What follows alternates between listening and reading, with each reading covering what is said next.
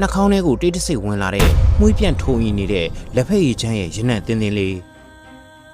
ဒီရနံလေးရဲ့နောက်ွယ်မှာကြက်သိမ်းမွေးညင်းချပွေရာကောင်းတဲ့ဂမ်ဘီယာလှစ်ဝက်ချက်တွေရှိနေတယ်ဆိုတာလူကြီးမင်းတို့သိပါသလာ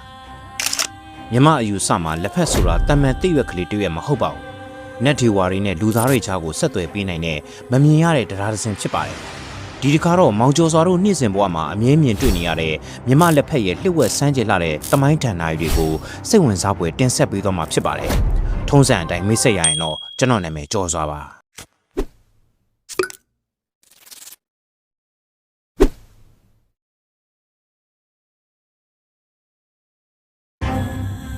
မွေးပြန်ထုံရတဲ့လက်ဖက်ရည်ချမ်းတင်းတင်းလေးကပတ်ဝန်းကျင်တစ်ခုလုံးကိုလွှမ်းခြုံထားပါတယ်တောင်တန်းတွေဘောကမြူနှင်းတွေကြားကနှစ်ချို့လက်ဖက်ပင်ကြီးတွေဟာမောင်ကျော်စွာကိုလှစ်ဝက်ချက်တစ်ခုခုပြောပြခြင်းနေတယ်လို့ပါပ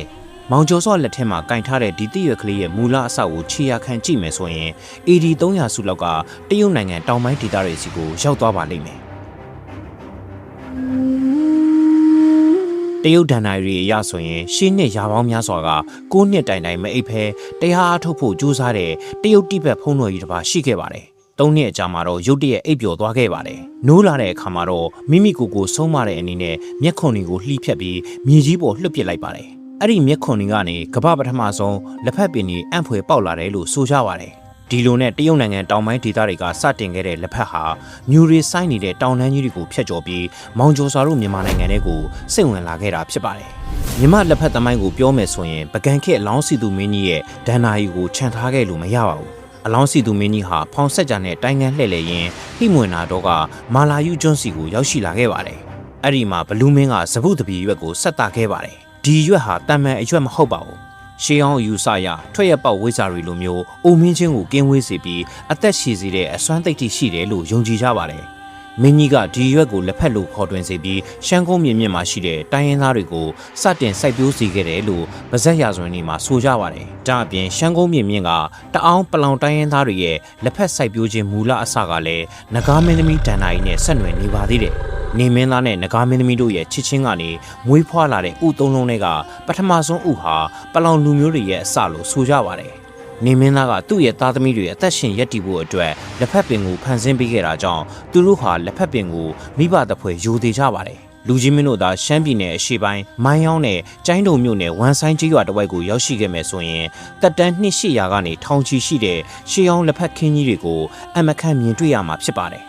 ်ဒီနေရာမှာကြက်သိမ်းမွေးညင်းထဖွေရကောင်းတာတခုကအဲ့ဒီနှစ်ပေါင်းရာချီတက်တန်းရှိတဲ့လက်ဖက်ပင်ဝူကြီးတွေကိုတန်မှန်တက်ပင်တွေလို့သဘောမထားကြတာပါပဲအဲ့ဒီလက်ဖက်ပင်ကြီးတွေမှာအဆောင်ရှောက်ရုပ်ကစိုးနဲ့တွေကိန်းအောင်နေတယ်လို့ဒေသခံတွေကအခိုင်အမာယုံကြည်ကြပါတယ်လက်ဖက်ခူးတဲ့အခါအတန်ကျဲကျဲမဆူညံရဘူးမယုံမသိစကားတွေမပြောရဘူးလို့တင်းကျပ်တဲ့စီးမြင်းတွေလည်းရှိပါတယ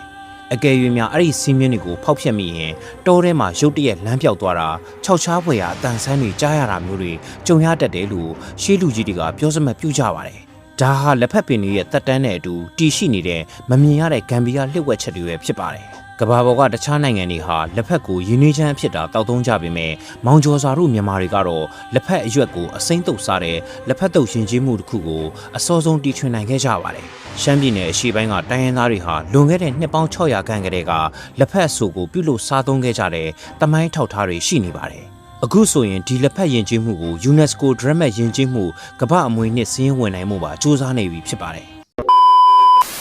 ဒါနဲ့စကားမဆက်လူကြီးမင်းတို့လက်ဖက်မွားကြော်စားဘူးပါသလား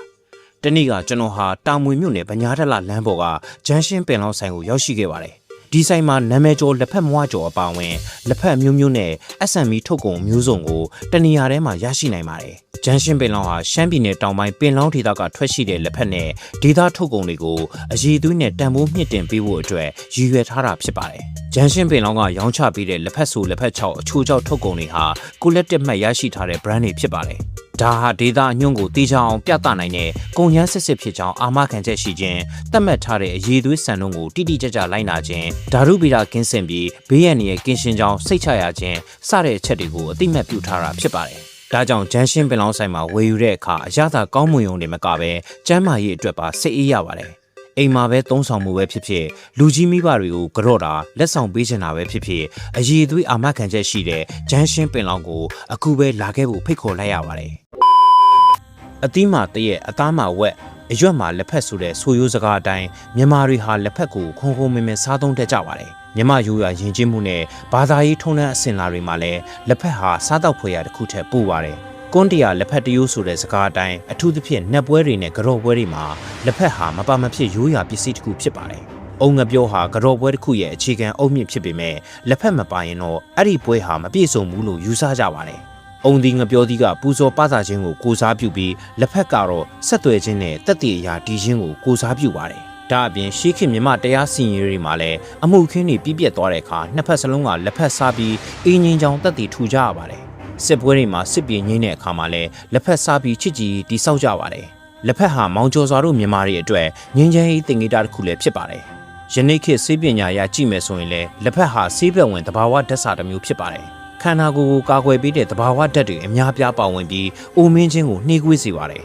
။ကဖိန်းပါဝင်တဲ့အတွက်မောပန်းနေတဲ့အချိန်စိတ်ကိုကြည်လင်လန်းဆန်းစေပြီးသဘာဝ energy booster တစ်ခုလိုအသုံးဝင်ပါတယ်။အနည်းချုပ်ဆိုရင်တော့မောင်ကျော်စွာတို့နေ့စဉ်စားသုံးနေကြတဲ့လက်ဖက်မှာတမိုင်းရှိတဲ့ယဉ်ကျေးမှုရှိတဲ့လျှို့ဝှက်စမ်းကြတဲ့ယုံကြည်ချက်တွေလည်းအပြည့်အဝရှိနေပါတယ်။လူကြီးမင်းတို့ရောလက်ဖက်နဲ့ပတ်သက်ပြီးကိုယ်တိုင်ကြုံတွေ့ခဲ့ရတဲ့ဒါမှမဟုတ်ကြားဘူးတဲ့ထူးခြားစမ်းကြတဲ့ဒဏ္ဍာရီတွေရှိကြပါသလား။ရှိခဲ့ရင် comment မှာရေးသားမျှဝေခဲ့ကြပါအောင်။ဒီဗီဒီယိုလေးကတော့ဒီလောက်ပါပဲ။နောက်ထပ်ဗီဒီယိုတွေမှာထပ်မံဆုံတွေ့ကြအောင်ပါ။